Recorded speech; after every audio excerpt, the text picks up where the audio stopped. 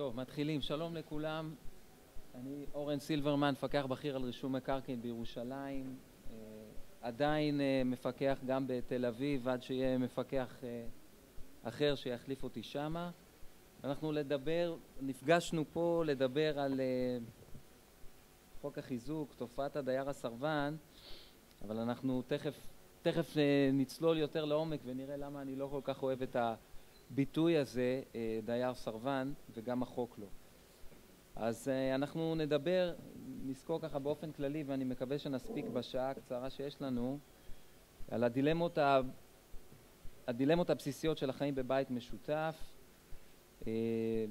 משם נעבור להסדר החקיקתי בסוגיות שונות, הוראות פרטניות בחוק, שהן לא עוסקות באופן ישיר בחוק החיזוק, אבל הן חשובות לנו כדי להבין א', מה המחוקק רצה בחוק החיזוק, וב', איך המפקחים רואים את חוק החיזוק, ואחר כך נדבר על חוק החיזוק, על ההסדר עצמו, על טעמי ההתנגדות, לעשות איזשהו מיפוי של טעמי ההתנגדות הנפוצים, ואחרי זה התייחסות לפסיקה. אם נספיק עוד כמה פסקי דין שמאוחרים יותר למועד שקיבלתם את המצגת, אז יש לנו עוד פסיקות נוספות. אז אנחנו באמת נעבור על הדברים ככה פחות או יותר ביעף, רק ננסה להדגיש אני רואה פרצופים מוכרים, גם מירושלים, גם מתל אביב. נעבור פחות או יותר ביעף על הסיפור הזה. הבית המשותף הוא יציר מודרני, יציר קנייני מודרני שיצר סוגיות בעייתיות ביחס לקניין הקלאסי, משום שיש בעלות משותפת, מעבר לבעיות הרישומיות שגם היום קיימות. צריך להבין שאנחנו בעצם לוקחים תא שטח אחד שהבעלות בו היא משותפת ועושים בו איזושהי פריסה לעוגות. מעבר לבעיה הרישומית של רישום תלת ממד שלא קיים, אנחנו בעצם לוקחים משהו שהוא תלת ממדי ומשטחים אותו לאיזשהו תסריט דו ממדי, ומזה אנחנו גוזרים זכויות קנייניות. יש איזשהו חלל, מה החלל הזה שאנחנו בעלים שלו בכלל בבית משותף? איך אנחנו מתייחסים בכלל לסוגיה הזו? איך אנחנו מתייחסים למערכת היחסים? כי הדירה שלנו היא לא בתוך ואקום לחלוטין, היא נמצאת עם שכנים, היא נמצאת עם רכוש משותף. אז בעצם טבעה של הזכות הזו, בעצם טבעו של הבית המשותף, נוצרות בעיות של השיתוף בזכויות. וזה גם שיתוף שהוא באיזשהו מקום שיתוף כפוי, בניגוד לבעלות משותפת בנכס שהוא לא בית משותף, בקרקע למשל, ששם גם החוק עצמו מגביל את האפשרות לחתונה. אין שם חתונה קתולית. אתה לא יכול להגביל לעולם את החתונה הקתולית הזאת. בסופו של יום אתה יכול לבקש פירוק שיתוף ולגרום לנכס לפעול בדרך כזו או אחרת. בבית משותף אתה לא יכול לעשות את זה. ואתה יכול להתייחס לבחון את מערכת היחסים הזאת בשתי שיטות. הגישה האינדיבידואליסטית שאומרת, אני מקדשת קודם כל את הבעלות הפרטית, את אותו חלל אוויר בתוך הבית המשותף שהוא בבעלות ייחודית של כל אחד, הוא העיקר, והרכוש המשותף נועד לתכלל אותו, לתפעל אותו, לאפשר מימוש יותר טוב של המקרקעין, נועד לאפשר את השימוש בדירות. או הגישה האחרת שאומרת, הבעלות המשותפת בתוך הנכס הזה היא העיקר, והבעלות בדירה היא משהו משני מתוך הדבר הזה, משום שהיא רק נועדה לאפשר את השימוש הייחודי, אני בדירה הזו, אני בחנייה הזו, אבל העיקר זה הבעלות המשותפת בתוך הנכס הזה. ואת כל הסוגיה הזאת של הבתים המשותפים מסדירה שורה של הוראות חוק ששונו לאורך הזמן. זה התחיל בחוק בתים משותפים מתשי"ג. אגב, לא המון שינויים נעשו, גם לא בין חוק בתים משותפים הראשון לנוסח המשולב, לבין חוק המקרקעין, לבין גם הקודיפיקציה המתוכננת. לא נעשו המון שינויים, כך שהמתווה בכללותו והתפיסה העקרונית בכללותה היא קיימת. והיו גם עוד הוראות חוק פרטניות לאורך הזמן שגם כן נותנים הסתכלות על אותה דיכוטומיה, אותה דואליות הזאת בין הבעלות הפרטית בדירה לבין הבעלות המשותפת ברכוש המשותף, בין היתר חוק הבזק לעניין אנטנות, גגות, משותפים וכולי, חוק המקרקעין. וחוק המקרקעין חיזוק בתים משותפים מפני רעידות אדמה שעליו אנחנו מדברים, נקרא לו חוק החיזוק מעכשיו כדי לחסוך לנו את המילים המיותרות. החוקים האלה באים להסדיר בעצם את מערכות היחסים שבין בעלי הדירות בתוך הבית המשותף,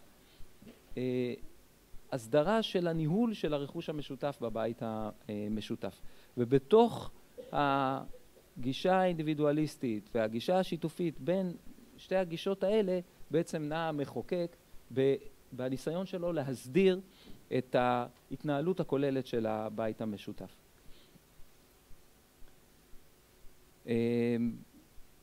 ההבדל הזה בין האינדיבידואליסטי והשיפוטי הוא גם נוצר לנו בגלל האופי של זכות יסוד, של זכות הקניין, חלק מהזכות היסודית, לא מעבר לזה שזה בחוק יסוד כבוד האדם וחירותו, גם בהבנה שלנו שהקניין, התפיסה המשפטית היסודית שלנו, שהקניין הוא משהו שהוא בשליטה שלי, הוא בבעלות שלי, הוא ביכולת, אני יכול לקבל עליו כל החלטה וכיוצא בזה, אבל אז ברגע שהקניין שלי הוא כפוף גם לקניין של מישהו אחר ולרצונות שלו ולמאוויים שלו, אז ברגע שנוצר שיתוף כזה, אז מתעורר קושי אינרנטי של ניצול יתר של משאבים משותפים, וזה לאו דווקא, אנחנו חוצים פה גבולות של חוק החיזוק, אנחנו מדברים על כל דבר, על הרכוש המשותף, על השתלטות על הרכוש המשותף, על תשלום מיסי נציגות, על כל דבר.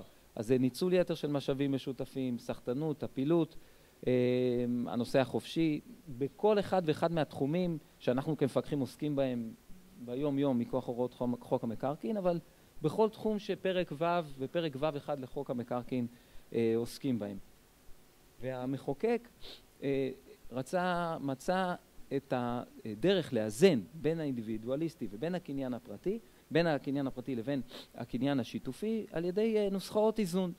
נוסחאות איזון שלכל מיני תחומים מסוימים הוא קבע רוב מיוחס מתוך בעלי הדירות כדי למנוע את המצב של הסחטנות והטפילות והניצול יתר, רוב מיוחס מתוך הנחה שבסופו של יום הניהול של הבית המשותף חייב להיות על איזשהו משטר של דמוקרטי, של החלטת רוב. ואני המחוקק יהיה האח הגדול או הנהל לכם את הבית, כי אתם לא מסוגלים להגיע להסכמה פה אחד, ובתחומים מסוימים שאני מוצא בהם אינטרס חשוב, עבורכם אני אקבע את הרוב הנדרש. אז יש לנו בחוק, ורואים לפי זה שזה סעיף קטן, זה הכל 59 א', שזה הכל תוספות מאוחרות לחוק המקרקעין, כל מיני מקרים, כל מיני סוגיות שעלו במהלך השנים והצריכו התערבות של המחוקק. אז התקנת דוד שמש, לא ניכנס לפרטים כי זה לא חשוב לענייננו עכשיו, אבל זה חשוב לעניין התפיסה וההבנה של מה המחוקק רצה להשיג בדבר הזה.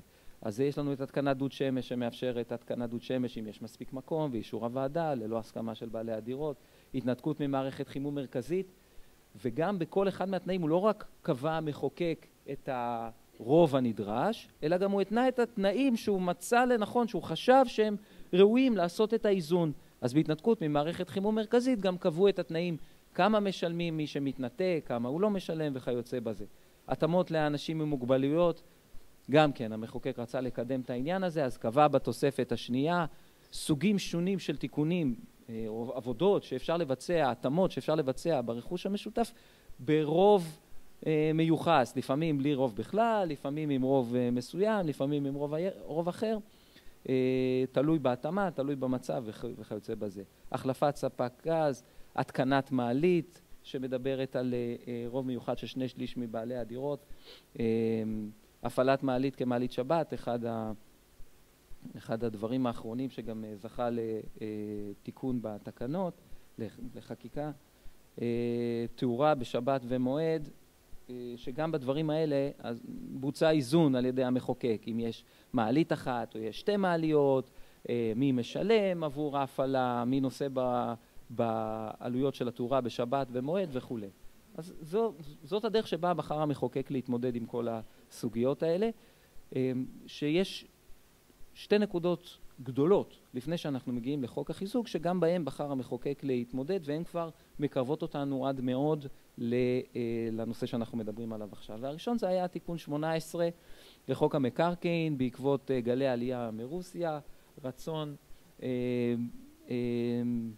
זה אולי האבא הקטן של חוק החיזוק, רצון לאפשר לבעלי דירות להרחיב את דירותיהם בדרך קלה יותר, כי לפני כן, לפני תיקון 18, כדי להרחיב דירה, אנחנו יודעים שזכויות הבנייה, למרות שהן לא זכות קניין, הפסיקה עוד לא ממש החליטה, בית המשפט עוד לא החליט איך אנחנו ממש מגדירים אותם, אבל מתנהגים אליהם כמו זכות משותפת, שהיא כמו רכוש משותף, למרות שהיא בעצם לא, אבל זה לא רק הזכויות בנייה, גם אתה צריך שטח כדי לבנות עליו. אז לפני תיקון 18 היית צריך הסכמה של כל בעלי הדירות, מה שמחזיר אותנו לכל התופעה של סחטנות, ניצול יתר וכו' וכו'. בא המחוקק וגם פה עשה את האיזון, כאשר גם תיקון 18 היה בשני שלבים, שלב ראשון היה על הרחבת דירה, בשלב מאוחר יותר גם על נושא של ממ"ד, הרחבת דירה, 3/4 מבעלי הדירות ששני שליש מהרכוש המשותף צמוד לדירותיהם, זה הנוסחה שהמחוקק קבע. 60% לבניית ממ"ד, כאשר בא המחוקק ולא רק קבע את הכללים האלה, אלא גם קבע מנגנונים לפיצוי, לתשלום דמי איזון, לפנייה למפקח, להסכמה מכוח החוק למי שכבר בנה, שנחזה כמי שמסכים להרחבה דומה של בנייה אחרת, והכין מכלול שלם, פרק שלם בחוק המקרקעין, שמטרתו לאפשר הרחבה של דירה, באיזון הזה שבין הזכות הפרטית לבין הזכות המשותפת. תשאלו אותי מה בית המשפט העדיף פה, האם הוא ראה לא בית המשפט המחוקק, האם הוא ראה את זכות הקניין בדירה כדבר המוביל או את הזכות המשותפת? לא יודע, אני חושב שזה משהו שהוא קצת באמצע, כי מצד אחד הוא מקדש את הזכות שלך המשותפת להרחיב את הדירה ולכן הוא מפחית את הרוב, מצד שני הוא לא עושה את זה באיזושהי גחמה כזאת, אלא בתוך איזון שעדיין שומר על הקניין הפרטי של כל בן אדם. אז הפסיקה פה הלכה למיליון כיוונים, אנחנו לא ניכנס לזה, יש לכם פה רשימה של פסקי דין מעניינים ואפילו מעניינים מאוד, אז לא נעבור עליהם, כדי שנספיק להגיע למה שאנחנו באמת רוצים לדבר עליו, וזה חוק החיזוק. ואז אנחנו מגיעים לעוד סעיף מעניין בחוק החיזוק, שעד היום לא קרה, לא מומש בפסיקה הרבה פעמים, וזה בית משותף שנהרס. סעיף 60 לחוק המקרקעין מדבר על מה קורה במצב שבו בית משותף נהרס, והוא קובע רוב מיוחד של בעלי הדירות, שאם הם מחליטים לקומם מחדש את הבניין שנהרס, אז יכולים לחייב את המיעוט, הרי בסוף צריך להביא כסף כדי לבנות את הבית החדש הזה, ואם המיעוט לא משתף פעולה עם רוב בעלי הדירות, הרוב המיוחס של בעלי הדירות כדי לבצע את העבודות האלה, אז יש סמכות למפקח לחייב אותו, ואם הוא לא מסכים, הוא יכול המפקח לחייב אותו להעביר את זכויותיו לאחר, ואם לא, אז יכול המפקח גם להורות על העברת זכויותיו לאחר. והסעיף הזה ביחד עם מלחמת המפרץ יצרו לנו את אחד מפסקי הדין המובילים בדיני הבתים המשותפים, פרשת צודלר על בית משותף שנהרס במסגרת טיל סקד שנפל עליו במלחמת המפרץ, ובעלי הדירות ביחד עם עיריית רמת גן בעלי הדירות רצו לקומם את הבית מחדש, ועיריית רמת גן ביחד עם אותה הזדמנות כבר רצו לעשות פרויקט שהוא הרבה יותר גדול. אנחנו כבר מתחילים להעריך שזה קצת דומה לנו לחוק החיזוק. מעניין, יכול להיות שסעיף 60 יהיה סעיף מאוד אקטיבי, אם תהיה לנו רעידת אדמה, ואותם בתים שלא חוזקו מכוח חוק החיזוק יקרסו, יכול להיות שתהיה לנו הצפה של תביעות לפי סעיף 60, ואז נצטרך לראות איך אנחנו מתמודדים איתם.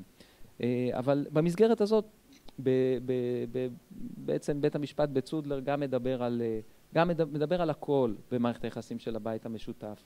והוא אומר שזה מערכת יחסים מיוחדת, זה קניין מיוחד, עם התחשבות הדדית, ויש נסיגה של הזכות הקניין הפרטית הקלאסית אל מול זכות הקניין בבית משותף שהיא מיוחדת, ותום הלב הוא דבר מאוד מאוד חשוב בתוך כל המסגרת הזאת. וזהו, ומאז מצודלר כולם השתמשו בפסיקה הזאת לכל מיני עניינים אחרים, אבל סעיף 60 לא עלה מחדש. סעיף 60 עלה מחדש, לשמחתי אצלי, לפני כמה שנים בתל אביב, על בית שיסודותיו קרסו, למרות שניסו לתקן כמה פעמים לא הצליחו, שכל בעלי הדירות רצו להקים אותו מחדש באמצעות עסקת קומבינציה שבמסגרתה, תכף תבינו למה אני מרחיב על זה, עסקת קומבינציה שבמסגרתה היזם בונה מחדש את הבניין, בעלי הדירות מקבלים את דירותיהם הישנות בעצם, ובתמורה הם לא משלמים מכיסם עבור הביצוע של העבודות, ובתמורה הוא בונה עוד שתי יחידות נוספות, אני כבר הפרטים העובדתיים פחות זה, אבל בונה עוד יחידות נוספות על הגג, וכך בעצם מממן את העבודות. והייתה התנגדות של אחד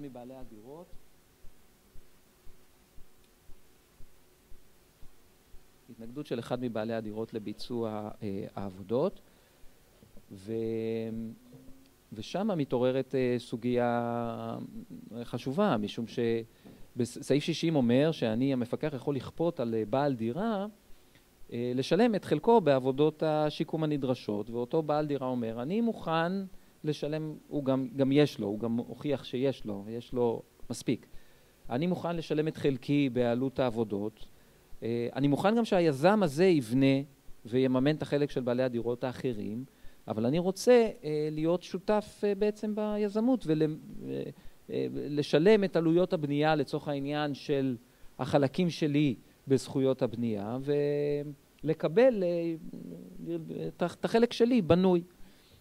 ואני מוכן, הנה יש לי כסף, אני יכול להראות את היכולות הכלכליות שלי, ולכן בעלי הדירות לא יכולים להחליט את מה שהם מחליטים.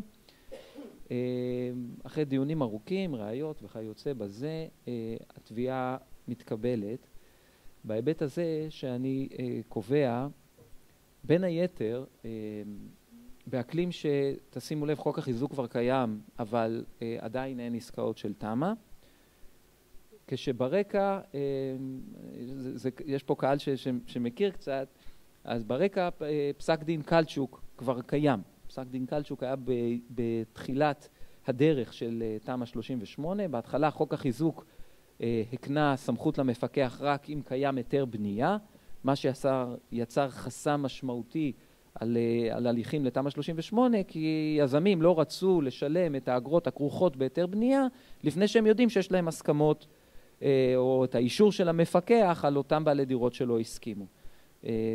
ופסק דין קלצ'וק אישר שאכן זה, והפנה למחוקק, אבל בין היתר הוא גם התווה איזשהו מתווה של דרך, שבה צריך להסתכל על חוק החיזוק או על ההתמודדות עם חוק החיזוק, ובאקלים הזה של קלצ'וק אני באתי לבחון את סעיף 60, ואני רואה דמיון גדול בין הסיטואציה העובדתית שתיארתי לכם, לבין חיזוק ודאי תמ"א 38-2, הריסה ובנייה מחדש, זה מאוד מאוד דומה, רק שפה לא הורסים ובונים מחדש, זה נהרס מעצמו, צריך לבנות מחדש. וזה מאוד מאוד מאוד דומה בין שני הדברים האלה, ולכן העקרונות המשפטיים הם דומים, ופסקי הדין האלה חשובים. מחוזי ועליון נתמצת את הנקודות המרכזיות שהן גם חשובות לענייננו. קודם כל, חוק יסוד כבוד האדם מגן על זכות הקניין, אבל אנחנו בקניין מיוחד, בבית משותף, ולכן הקניין הפרטי נסוג לפעמים מפני קניין הכלל. זה נכון שיש לך חלק יחסי בזכויות הבנייה, זה נכון כל הדברים האחרים, אבל ברגע שהמחוקק עשה את נוסחת האיזון וקבע ש80% רשאים להחליט על קימום של הבית, אתה כבר, המיעוט בעצם כפוף כבר לאותה החלטת רוב, וזה חוקתי. דבר שני, מאשר בעצם בית המשפט העליון את מה שאני אישרתי, שקימום הבית יכול להיות, בעלי הדירות ברוב רשאים לא רק להחליט את ההחלטה של קימום הבית, שאנחנו רוצים לבנות את הבית מחדש, אלא גם על דרך ביצוע העבודות, שזה חשוב. זאת הבחנה מאוד מאוד חשובה, שברגע שהיא אושרה, היא מלמדת אותנו כבר גם על הדרך שבה מסתכלים על חוק החיזוק ועל הפסיקה גם שנדונה שמה. ובהיבט הזה בעלי הדירות רשאים להחליט שהדרך של הכיוון תהיה באמצעות אותה עסקת קומבינציה שבמסגרתה מישהו בונה, מממן עבורם וכו'. ההשלכות של פסק הדין הזה הן ישירות לגמרי לחוק החיזוק, ואנחנו כבר מדברים עליו. אנקדוטה על מה שאמרתי מקודם, למה סעיף 60 הוא רלוונטי, אולי אם תהיה רעידת אדמה בתים יפלו, משום שסעיף 60 חל רק על בית שנהרס. בית שהורסים אותו, אי אפשר להכיל עליו את סעיף 60. אם אני בא בפעולה אקטיבית והורס את הבית, הסעיף 60 הוא לא רלוונטי, כי הוא מדבר על בית שנהרס, ובית שנהרס, גם עליו יש פסיקה, מה זה בית שנהרס וכו', אבל אני לא יכול לבוא ולנסות להשתמש בדבר הזה כדי לייצר מנוף להתחדשות עירונית.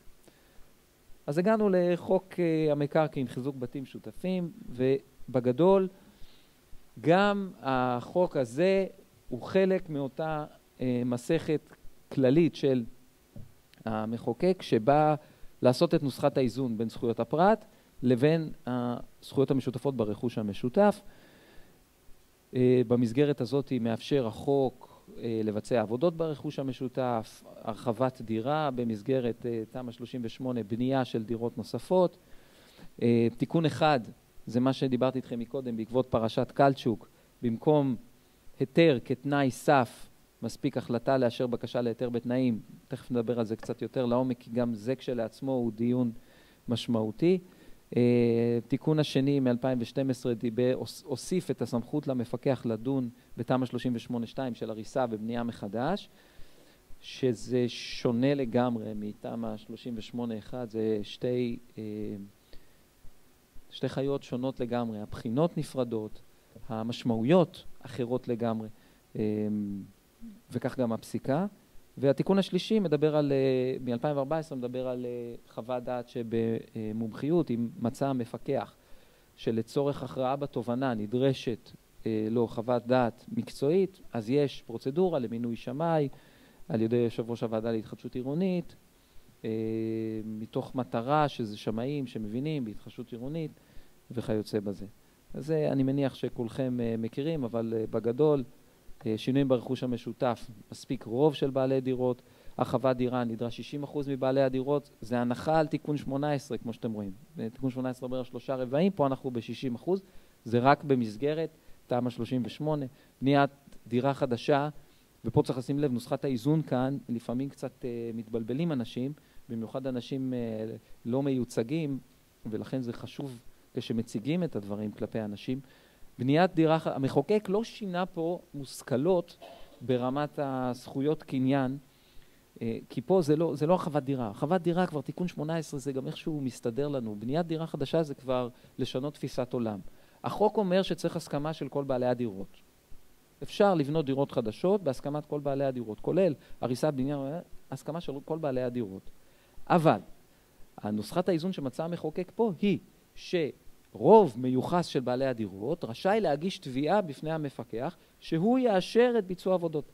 זה מאוד מאוד חריג, זה אחד המקרים היחידים אני חושב בחקיקה שמקנים סמכות לאיזושהי ערכאה, לא משנה, לתת הסכמה קניינית מטעם מישהו שמתנגד. זה מקרה מאוד, אני לא עולה בראשי עוד מקום שבו זה נעשה. יש מקרים האחרים שבהם הרוב היה מופחת, ואז בעצם ההסכמה היא של רוב בעלי הדירות שמחייבת את המיעוט, אבל פה פסק דין של המפקח הוא בעצם הסכמה מטעם אותו בעל דירה. ולכן כל פרויקט של תמ"א 38 באשר הוא, שכולל בניית דירות חדשות או הריסה ובנייה מחדש, הוא הסכמה של 100%, בין מכוח הסכמה של האיש עצמו ובין מהסכמה של המפקח. ממש בשלוש נקודות על ההבדל בין פינוי בינוי ותמ"א 38, אז עם תמ"א 38-1 אני מניח שזה יותר קל לנו להבין ולהסתדר. תמ"א 38-2 היא כבר יותר קרובה, ולכאורה אנחנו יכולים להגיד מה ההבדל בין השניים, למה אנחנו צריכים את ההבחנה. אז קודם כל יש הבחנה מהותית שהתחדשות עירונית במתחם, במסגרת של פינוי ובינוי, במתחם שלם, זה כמה בתים, זה משהו הרבה יותר גדול מבחינה מבנית, עם מטרה שונה לגמרי, לבין פעולת חיזוק של בית משותף פרטני. ואני אזכיר שחוק החיזוק, יסודותיו, מטרתו, הכל, כל המקור שממנו הוא הגיע, כולל תמ"א 38, עניינם בחיזוק בתים משותפים. זה היסוד. זה נכון שעם חלוף השנים זה הפך גם לאיזשהו רכיב של התחדשות עירונית בתוך כל המכלול הזה, אבל זאת לא הייתה המטרה הראשונית, למעשה זה גם היום לא מטרה מוצהרת של החקיקה, לא נעשה איזשהו תיקון בתוך החוק שיכול להגיד היום שהמטרה של הדבר הזה זה התחדשות עירונית, אלא המטרה הייתה וכנראה עדיין נותרה ביסוד של פעולת חיזוק של הבניין. אני חושב שמטרה משנית הייתה גם נושא של ממ"דים, של מיגון. אבל ההתחדשות העירונית הוא בא מאוחר יותר. זה כבר כוחות השוק יצרו לזה את הנושא של ההתחדשות העירונית. לעומת זאת, הפעולה של פינוי-בינוי, התחדשות עירונית, זה המטרה שלה, בשביל זה בא. ולכן זה שונה מאוד מהותית. גם ההתמודדות החוקית היא שונה. חוק החיזוק שאנחנו מדברים עליו, תכף נדבר עליו, אבל בסופו של יום חוק החיזוק, מה הוא אומר? הוא אומר ש100% מבעלי הדירות צריכים לאשר את הפרויקט, כאשר הוא מקנה סמכות למפקח להסכים בשם אותו בעל קניין. אמרנו סמכות רחבה ומרחיקת לכת. לעומת זאת חוק הפינוי ובינוי פיצויים, עצם העובדה שהוא מסתכל על כל הפרויקט הזה של הפינוי-בינוי בעיניים כלכליות, מראה שזה בכלל לא קנייני. זאת אומרת, ההתמודדות המשפטית היא לא קניינית. גם שקיימת היום הצעת חוק לתיקון החוק פינוי ובינוי פיצויים, שיהיה גם סעד של אכיפה ולא רק סעד של פיצויים, גם מה שביקשו לתקן זה רק את הסעד, את האפשרות לבית המשפט לחייב מישהו לצאת החוצה וכולי וכולי, אבל בתפיסה ובמהות ובהתוויית שיקול הדעת, במערך השיקולים שהמחוקק קבע במתחם של פינוי-בינוי, מדבר, כל ההסתכלות וכל ההבנה היא התחדשות עירונית ונזיקין. לעומת תמ"א 38, שזה קניין. ואלו שני דברים חשוב שכדאי לדעת אותם. אז ניסיתי למפות עבורכם, יש לכם את זה שם בדפים, ניסיתי למפות את טעמי ההתנגדות ולתת להם גם איזה שהם כותרות כלליות וגם ללכת לאותם מקרים שנמצאים בפנים. עכשיו, אני חייב להגיד לכם, חלק מכם יודעים את זה כי הם מופיעים, מגיעים וכולי וזה. המקרים הכי מעניינים של תמ"א 38, לא תראו אותם בפסקי דין. המקרים הכי יפים והפתרונות הכי יצירתיים הם במסגרת של הסכמות. גם תיקים שנראים הכי מורכבים בעולם, שאין סיכוי שהצדדים יגיעו להסכמות כשמגיעים כבר לדיון ומגיעים לאולם, ופורטים לפרוטות בסופו של דבר את כל הזרימה הזאת, אז של הפרויקט, מגיעים למה באמת מפריע למישהו. ולכן ההגדרה של דייר בתמ"א 38 כסרבן היא צורמת, היא בעייתית, כי הוא לא דייר סרבן. הוא רואה לא בעין אחת עם רוב בעלי הדירות את הדרך שבה צריך לעשות תמ"א 38. אני חושב שלא היה אצלי במאות התיקים של תמ"א 38 שדנתי בהם, נתבע אחד שבא ואמר, אני לא רוצה תמ"א 38. היה אולי אחד, אבל גם בחצי. תכף נדבר עליו. לא היה מישהו, גם לא היו סיבות, אבל לא היה מישהו שבא ואמר, אני לא רוצה תמ"א 38, זה נקודה, לא רוצה. בסוף כולם רוצים, רק אני רוצה, אבל. אז אני רוצה אבל לא הופך אותו לדייר סרבן, שזה מונח בכלל מפינוי-בינוי שכבר אמרנו שמערך השיקולים שלו הוא אחר לגמרי ושונה לגמרי. הוא הופך אותו למי שלא רואה עין בעין. ובמקרה כזה יש את האח הגדול או את המבוגר האחראי, בוא נקרא לזה, שיבוא וייתן את ההחלטה במקומו.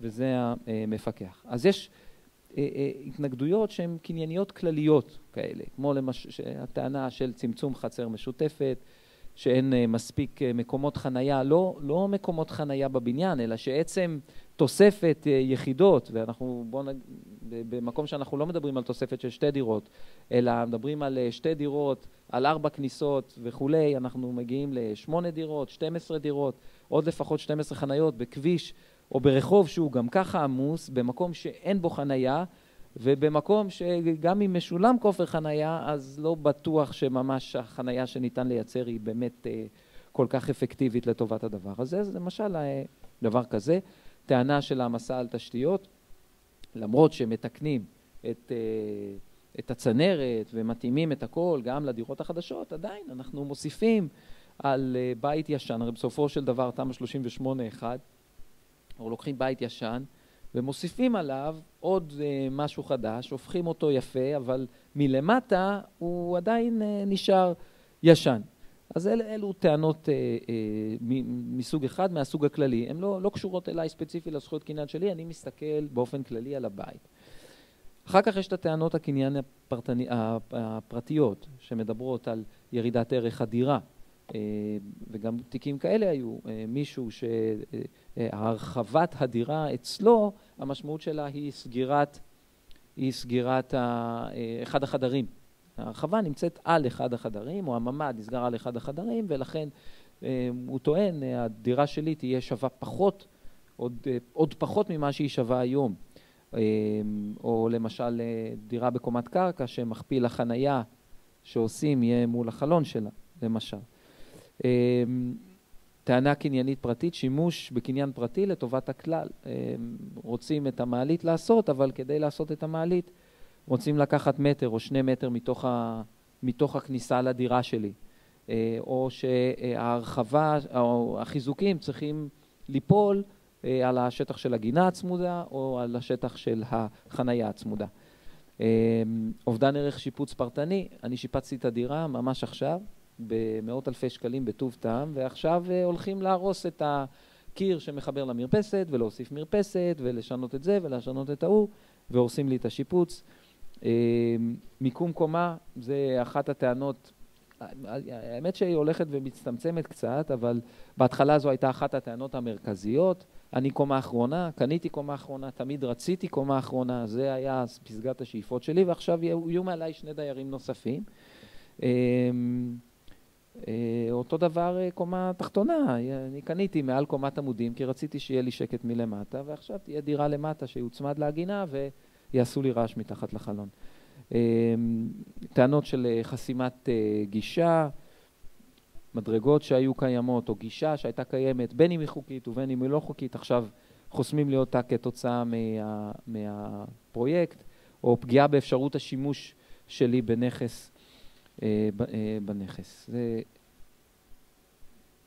אוקיי, טעמים הבאים, קיפוח המיעוט, הרבה פעמים עולה הטענה של תום לב, ותום הלב הוא חשוב פה, אני אומר לכם את זה, אם אין תום לב של בעלי דירות בפרויקט כזה, הפרויקט הזה, גם אם יקבל פסק דין של המפקח, יש כל כך הרבה מאמורות בדרך, עוד לפני המפקח ואחרי המפקח. המפקח זה רק שלב אחד בדרך, שהוא שלב חשוב, הוא שלב משמעותי, כי הוא מייצר את הזכויות, הוא מייצר את 100%, בכלל את האפשרות לביצוע הפרויקט, אבל הוא רק שלב אחד בדרך.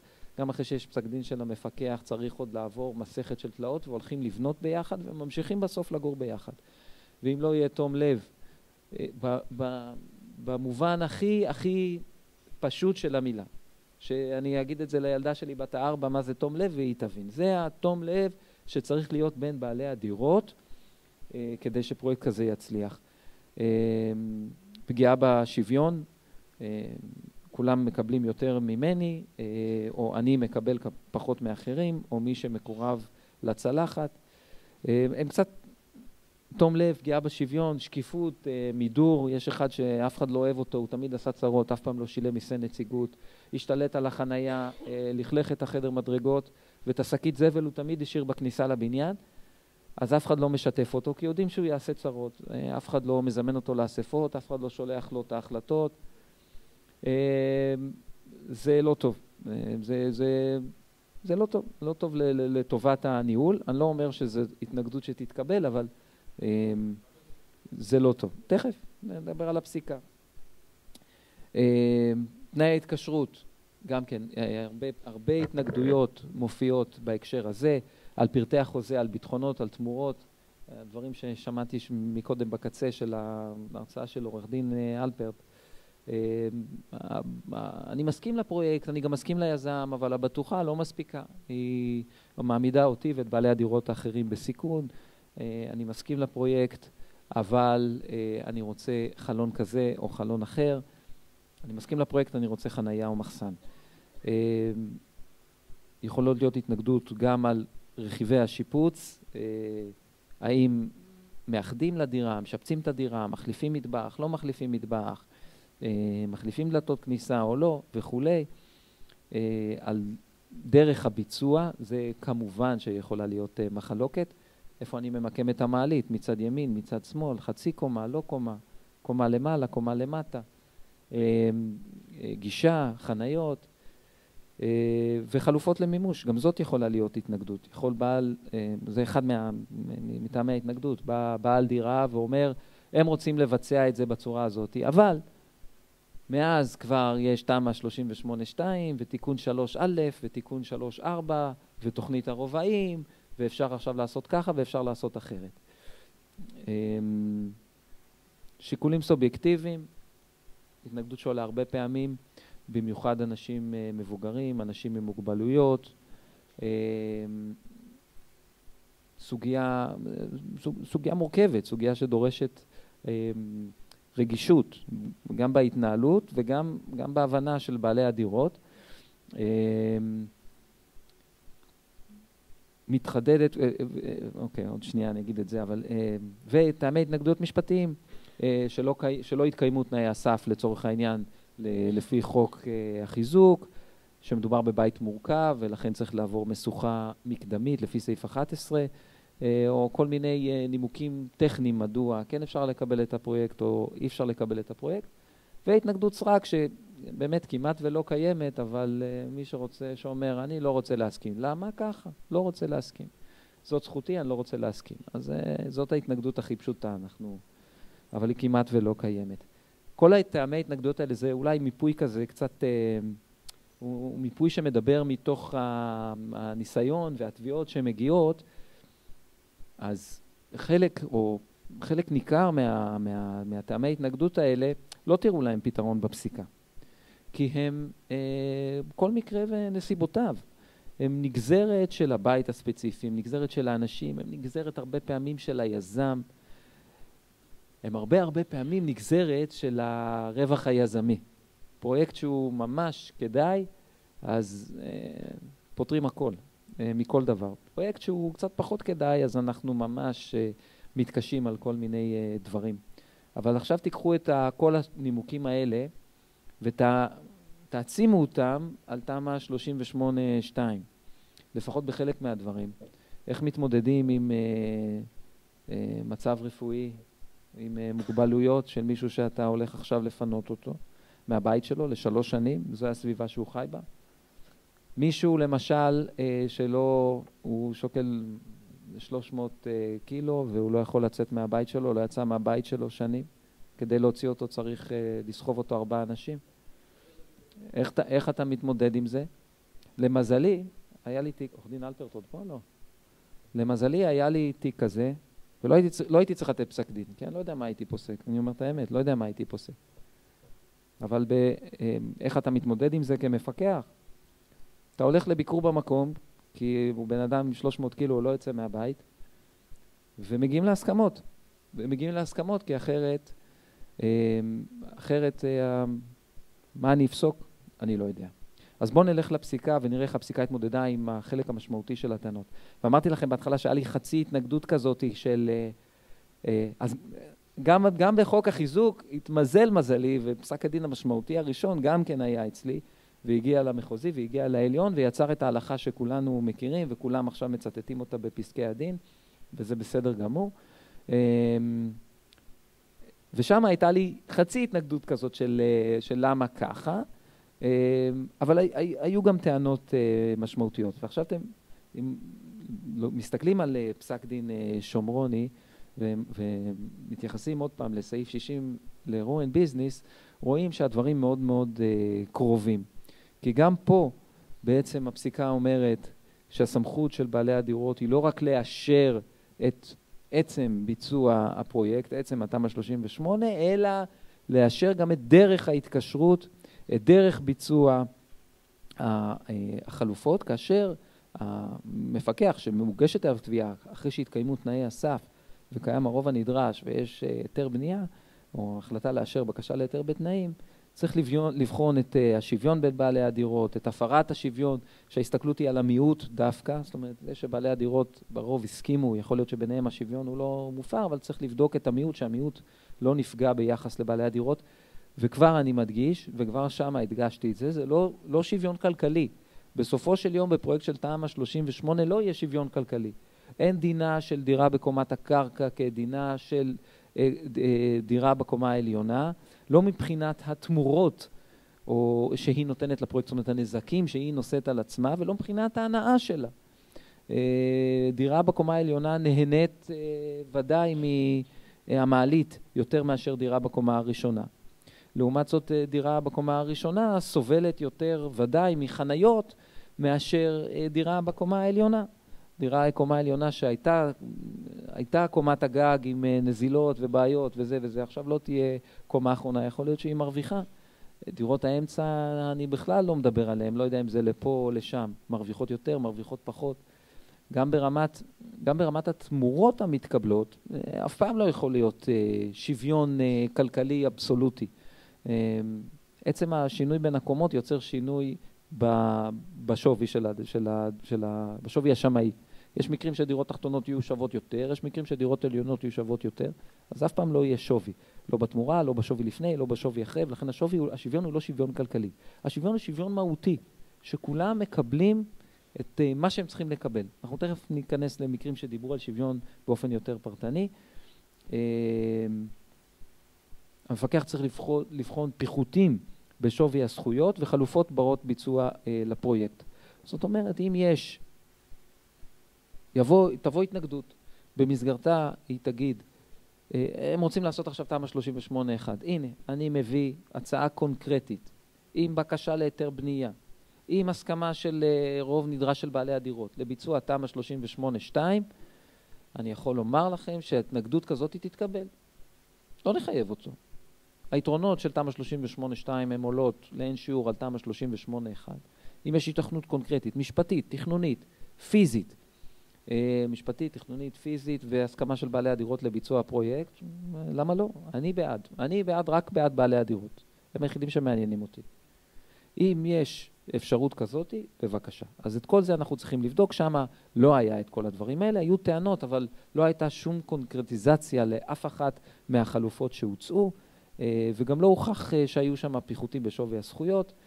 המחוזי מאשר בעצם את הפסיקה ואומר שהמפקח מוסמך, סמכות המפקח היא לא רק לעצם אישור הוראות החיזוק, אלא אישור אופן הביצוע.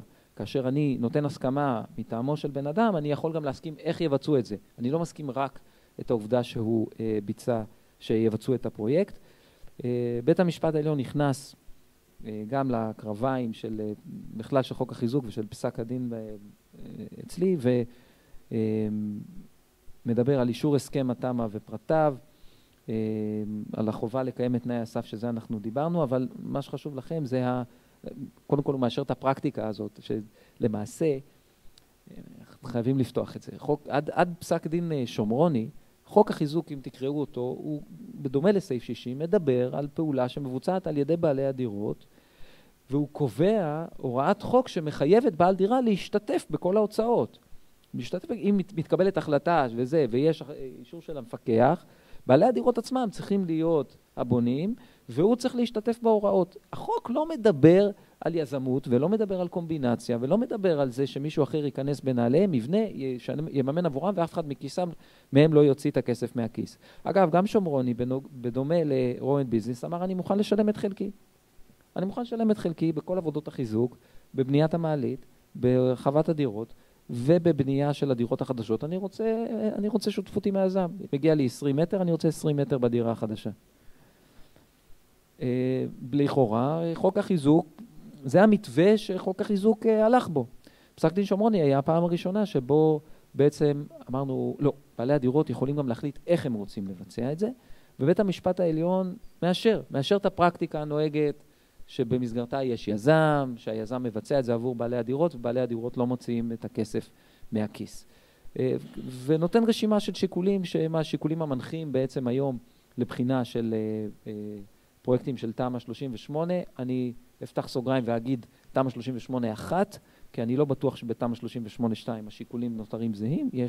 המחוקק הבחין בין תמ"א 38-1 ו-2, ותשימו לב שבסעיף 5א הוא קובע שבתמ"א 38-2 המפקח צריך לשקול באופן פרטני את השיקולים הסובייקטיביים. זה לא קבוע בסעיף 5, זה רק ב-5א. ושיקולים סובייקטיביים זה כבר עולם אחר לגמרי.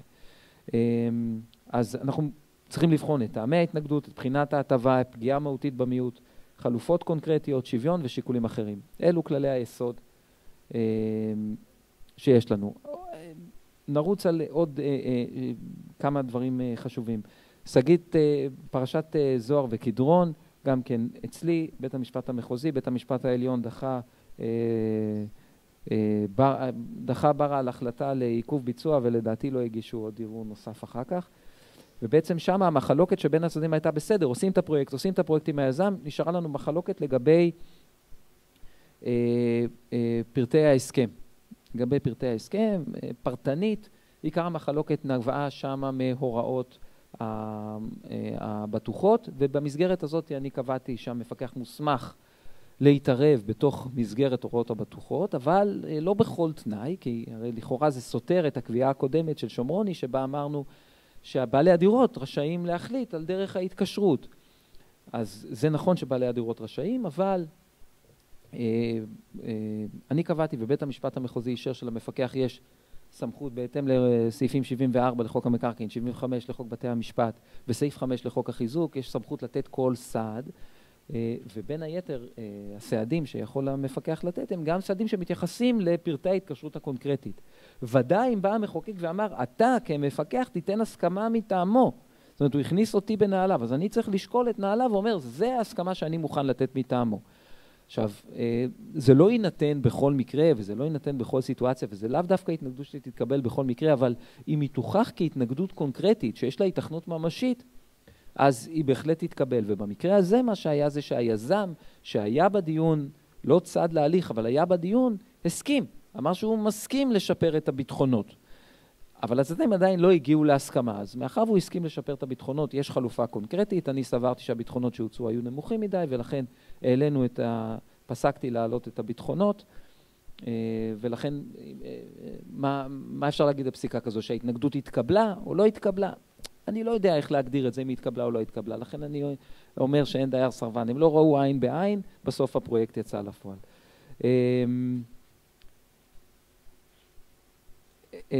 יכול להיות, לא, כן, הסדר זה כמו שאצלכם. חנה קדים, פסקי הדין, אגב, אני לא יודע אם אתם יודעים, אתר משרד המשפטים, יש שם פסקי דין של מפקחים, מאוד, יש שם מפורסמים פסקי דין, יכולים להסתכל, יש מנוע חיפוש, זה מאוד מעניין. תראו את זה. מעניין אותי לפחות, לא יודע אם את כולם. היקף סמכות הרוב, הסמכות של הרוב בתוך חוק החיזוק נועדה רק לטובת חוק החיזוק. במקרה הזה ההתנגדות הייתה להצמדת חצר לדירה קיימת, כאשר החצר הזאת היא בעצם הייתה בפועל, בשימוש, בהצמדה לא רשומה במשך עשרות שנים. וזאת הייתה מחלוקת היחידה בין הצדדים. כל השאר הם הסכימו לבצע את הפרויקט, ונותרה השאלה הזאת למחלוקת לדיון בפניי.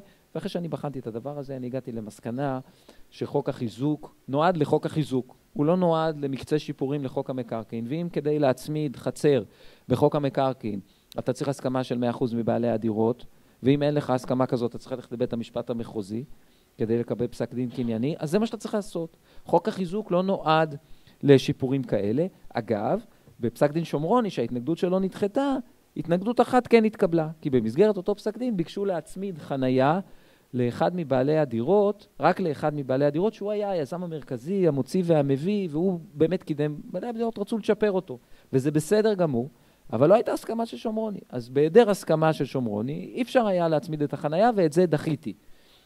אז אנחנו מדברים, החוק הוא עושה נוסחת איזון, הוא פוגע בזכויות, פוגע במרכאות, בזכויות הקניין הפרטיות, ולכן אנחנו חייבים לשמור על הדלת אמות של החוק בהיבט הזה. מה שלא ניתן במסגרתו, אי אפשר להוסיף.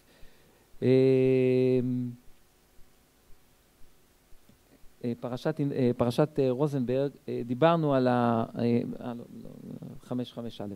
נדבר על שתי סוגיות מהפרשה הזאת, כי זה גם התנגדויות שהן מעניינות. מה קורה במצב שבו חלק מהפרויקט רוצים לעשות על חנייה צמודה? לצורך העניין את החיזוקים צריך לעשות על חנייה צמודה, אומר בעל דירה, אני לא רוצה חנייה צמודה שלי, קניין שלי, אני לא מוכן. סוגיה מורכבת. במקרה הזה הספציפי, התביעה סולקה על הסף משיקולים אחרים, אבל יש גם התייחסות לסוגיה הזו של חניה צמודה. ככלל, הצמדה לפי חוק המקרקעין הרגיל, לפי פרק ו', היא כבר לא חלק מהרכוש המשותף, היא חלק מהרכוש הפרטי, ולכן על פניו אי אפשר לבצע עבודות בקניין הפרטי, אין סמכות לפי סעיף 5 לבצע עבודות ברכוש הפרטי. אבל אני אפתח לכם אנקדוטה מעניינת, מי שירים את הכפפה, תיק שיגיע אפשר לדון בו. מה יקרה בסיטואציה שבה יבואו רוב בעלי הדירות ויגידו, יוכיחו, לא סתם יגידו, הדרך היחידה שקיימת, אין שום חלופה אחרת לבצע את עבודות החיזוק, היא לשים את העמודים בחנייה הזאת. בלי זה אין חיזוק. האם במקרה כזה הזכות הקניין הפרטי יגבר? האם הזכות המשותפת לחיזוק הבית המשותף היא תגבר? אני לא יודע, מקרה שעוד לא נדון, אבל בהחלט צריך לחשוב עליו, אבל ככלל אי אפשר לבצע עבודות ברכוש הפרטי, משום שחוק החיזוק מדבר רק על רכוש משותף. בהמרצת פתיחה, גודקין נגד טירת בנימין, שמה ביקשו לבצע פרויקט כאשר הגג צמוד למישהו. ואומרים, אנחנו רוצים לבצע תמ"א 38, הגג צמוד, מבקשים בית המשפט צעד, בית המשפט אומר, אין מה לעשות, זה כבר לא רכוש משותף, זה רכוש פרטי, אי אפשר להשתמש לא בהוראות חוק החיזוק ולא בהוראות חוק המקרקעין הכלליים כדי להביא בעצם לביצוע פרויקט על גג צמוד ללא הסכמה של הבעלים של הגג הצמוד. ובהמשך למה שאמרתי קודם על הבנייה ברכוש הפרטי, פרשת עופר נגד כהן, לדעתי הוגש ערעור, אני לא יודע מה, לא יודע אם הייתה תוצאה או לא הייתה תוצאה, אז מבחינתי כרגע כל עוד לא קיבלתי אחרת פסק הדין עומד. שם יש בחינה של תנאי הסף, החלטה לאשר בקשה להיתר בתנאים. בית המשפט המחוזי בפסק דין מאוחר יותר שניתן אחר כך, אני אחר כך אתן לכם או שישלחו לכם את מראה המקום לעוד פסק דין מחוזי שניתן לאחרונה בבית המשפט המחוזי בתל אביב, שבעצם מאשר את מה שנפסק פה, אבל במקרה אחר. ההחלטה לאשר בקשה להיתר בתנאים היא בחינה עובדתית שצריך לקיים אותה במסגרת ניהול ההליך. במסגרת התיק צריך לבחון.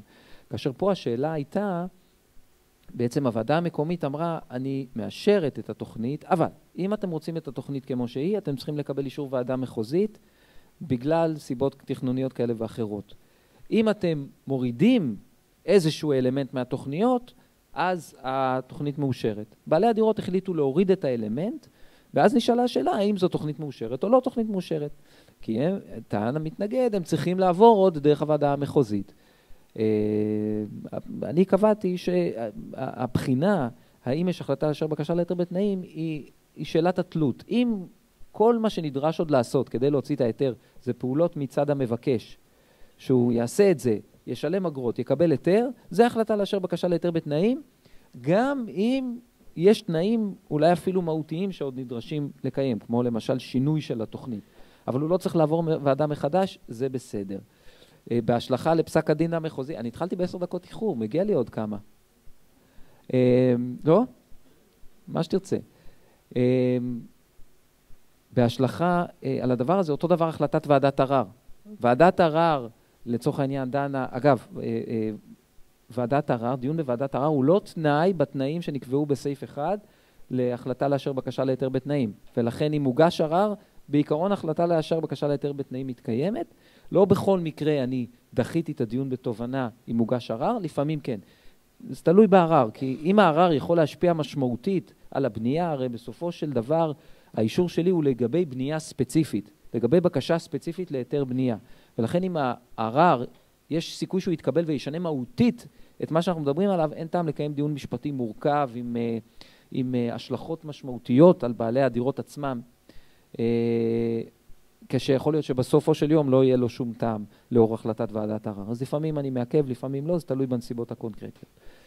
אז בית המשפט המחוזי אמר גם החלטה של ועדת ערר שאומרת, שלא מבטלת את מתן ההיתר, אלא רק מתנה אותו בתנאים, שהתקיימות התנאים תלויה אך ורק בבעלי הדיור, במגישי התוכנית, זה נחשב גם כן החלטה לאשר בקשה להיתר בתנאים. אבל מה שיותר מעניין בפרשה, בפסק הדין הזה, זה הנושא שבעקבות התיקונים האלה שהיה צריך לבצע בהיתר, המשמעות הייתה שצריך להרוס בנייה לא חוקית, או בנייה ללא היתר, סגירת מרפסות בחזית. ואז נשאלה השאלה, הטענה הייתה שהריסת המרפסת שלי, בתוך הדירה שכבר הפכה מבחינתי לחלק עיקרי בדירה, היא פעולה ברכוש הפרטי שלי. בעצם אני, בתוך ההליך של חוק החיזוק, בעצם הכנסתי, קבעתי שבתוך ההליך של חוק החיזוק, אני גם יכול לדון בעצם בתובנה מכוח חוק המקרקעין. כי לא היו מגישים תובנה בחוק המקרקעין שבעלי הדירות להרוס את סגירת המרפסת הלא חוקית שלכאורה גוזלת זכויות בנייה, והיום גם אנחנו יודעים גורמת נזק, כי בלי הריסה שלה אני לא יכול לבצע תמ"א 38, הייתי מוסמך לדון בזה. לא משנה מתי בוצעה הבנייה הזאת. אז עצם העובדה שזה בחוק החיזוק, למה לפצל את הדיונים? לשלוח אותם להגיש לי תביעה נוספת ולדון בזה? לכן אני קבעתי שכאשר בעלי הדירות מוכיחים לי שהבנייה נעשתה ללא היתר, ללא הסכמה וכו' וכו' וכו' וכו', וכמובן שנגרם נזק, כי בלי זה אי אפשר לבצע את הפרויקט, אזי ניתן גם להרוס בנייה בלתי חוקית. הצד השני של המטבע, בתיק שלא הגיע בסופו של יום לפסק דין, כי הצדדים הגיעו להסכמה, ובסוף בכל ההתנגדויות האמיתיות, ברובן כמעט המוחלט מגיעים להסכמות. שם בעלי דירה בקומה העליונה הרחיבו את דירתם על הגג, קדים, קיבלו הסכמות של, אפילו זה היה, אם אני זוכר נכון, יותר מ3/4 מבעלי הדירות. נדמה לי שכולם הסכימו להם. הם הרחיבו את הדירה, הם בנו וכו'. רוצים לבצע תמ"א 38, יש להם חדר על הגג, אי אפשר לבצע. הם מסכימים, אומרים, אין לנו בעיה. אנחנו מסכימים לבצע פרויקט תמ"א 38, זה לטובת כולם, טובת כולנו. תחזירו לנו את הכסף. הרחבנו כדין על הגג, עלה לנו 400,000 שקל, תחזירו לנו את 400,000 שקל. אני חושב שזו טענה לגיטימית, בסופו של יום גם הטובים הבינו שזו טענה לגיטימית והם הגיעו להסכמות, אבל זה בהבחנה מהמקרה הזה של פרידה עופר, ששם זה לא נעשה בהסכמה, והסגירה לא הייתה בהסכמה, וכל בעלי הדירות האחרים שסגרו גם הם, הסכימו לפתוח כדי לבצע את הפרויקט.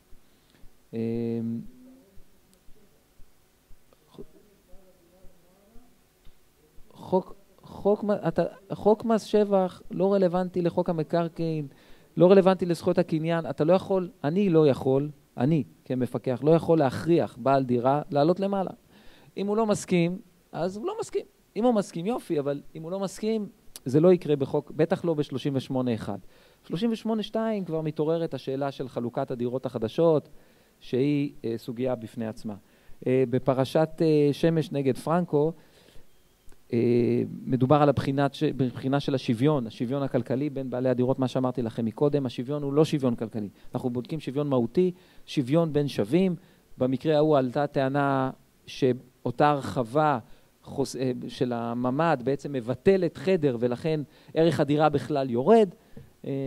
בסופו של יום מונה שם שמאי מכוח חוק החיזוק, וערך הדירה לא ירד, אבל נקבע שיעור של פיצוי מסוים שנתן ביטוי לפגיעה בעצם בין בעלי הדירות.